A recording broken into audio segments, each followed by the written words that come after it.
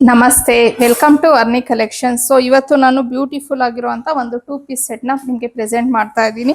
So ನೋಡ್ತಿರ್ಬೋದು, ಇಲ್ಲಿ Chinese collar ಬಂದು ಯೋಕ್ ಪಾರ್ಟ್ಗೆ ಈ ರೀತಿ ಡಿಸೈನ್ ಬಂದು ಇಲ್ಲಿ ಎಂಬ್ರಾಯ್ಡ್ರಿನ ಕೊಟ್ಟಿದ್ದಾರೆ.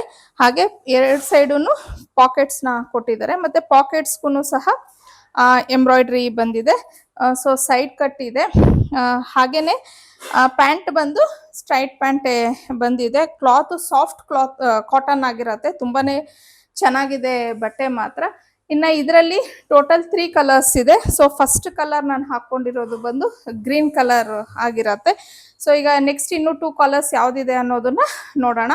ಸೊ ಇನ್ನ ಸೆಕೆಂಡ್ ಕಲರ್ ಬಂದು ರಾಯಲ್ ಬ್ಲೂ ಕಲರ್ ಆಗಿರತ್ತೆ. ಇನ್ನ ಇದರಲ್ಲಿ ಸೈಜ್ ವೇರಿಯೇಷನ್ ಸ್ವಲ್ಪ ಇದೆ, ಅದನ್ನ ನಾನು ನಿಮಗೆ ಹೇಳ್ಬಿಡ್ತೀನಿ. ನಾನು ವೇರ್ ಮಾಡಿರೋ ಅಂಥದ್ದು ಬಂದು ಎಲ್ ಸೈಜು. ನಾನು 64 kgs ಇದ್ದೀನಿ.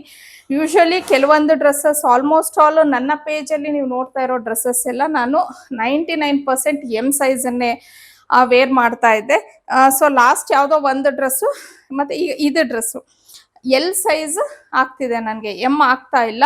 ಸೊ ನೀವೊಂದು ವೇಳೆ ಬುಕ್ ಮಾಡ್ಕೊಳ್ಳುವಾಗ ನೋಡ್ಬಿಟ್ಟು ಸೈಜ್ನ ಬುಕ್ ಮಾಡ್ಕೊಳ್ಳಿ. ಅಂದರೆ ನೀವು ಒಂದು ವೇಳೆ ರೆಗ್ಯುಲರ್ ಆಗಿ ಎಮ್ ಸೈಜ್ ತೊಗೊಳ್ಳೋರು ಎಲ್ ತೊಗೊಳ್ಳಿ, ಎಲ್ ತೊಗೊಳ್ಳೋರು XL ತೊಗೊಳ್ಳಿ, XL ತೊಗೊಳ್ಳೋರು XXL, XXL ತೊಗೊಳ್ಳೋರು 3XL. ಅಂದರೆ 1 ಸೈಜ್ ಎಕ್ಸ್ಟ್ರಾನೇ ತೊಗೊಳ್ಳಿ. ಬಿಕಾಸ್ ನಾನೀಗ ಎಲ್ ಸೈಜ್ನ ವೇರ್ ಮಾಡಿದ್ದೀನಿ, ನನಗೆ ಎಲ್ ಸೈಜು ಪರ್ಫೆಕ್ಟಾಗಿ ಇದೆ.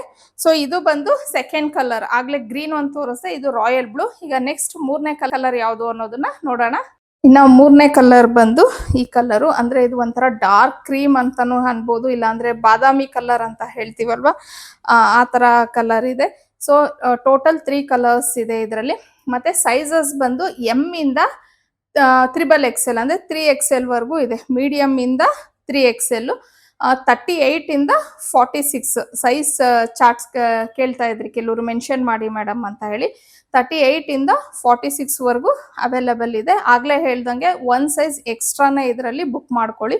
ಮತ್ತು ಇದ್ರ ಪ್ರೈಸ್ ಬಂದು 899, ಫ್ರೀ ಶಿಪ್ಪಿಂಗ್ ಇರುತ್ತೆ. ಸೊ ಈ ಡ್ರೆಸ್ಸಸ್ನ ನೀವು ಬುಕ್ ಮಾಡ್ಕೋಬೇಕು ಅನ್ನೋಂಗಿದ್ರೆ ಸ್ಕ್ರೀನ್ ಮೇಲೆ ಕೊಟ್ಟಿರೋವಂಥ ವಾಟ್ಸಪ್ ನಂಬರ್ಗೆ ನೀವು ಮೆಸೇಜ್ ಮಾಡಿ ಬುಕ್ ಮಾಡ್ಕೊಬೋದು.